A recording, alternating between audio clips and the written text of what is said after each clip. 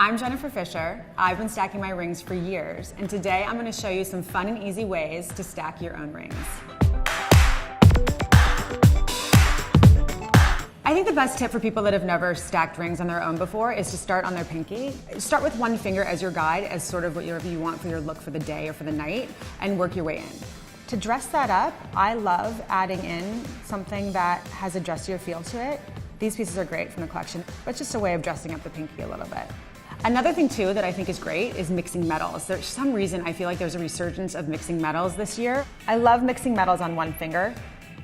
I think it's a fun way to sort of update your look. Another thing that I really love to do, especially it's fun for people that really are not used to really wearing a lot of rings.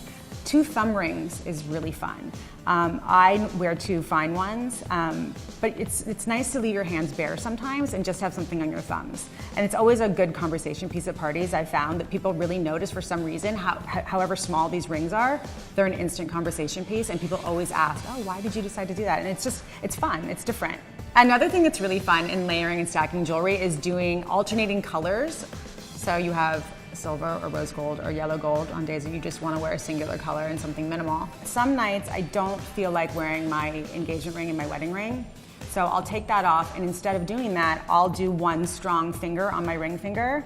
With the resurgence of the midi ring and pinky rings, it's always great to take whatever you're wearing on your pinky or your midi and adding it to one finger. It's a really great strong look. I used to think that there was never too much. But I think if you're careful about it, I think doing one finger instead of putting your rings on every single finger, because you're sort of getting more bang for your buck and you're getting the look that you want, but I feel like it just looks a little bit messier when it's spread out over your entire hand or over 2 hands.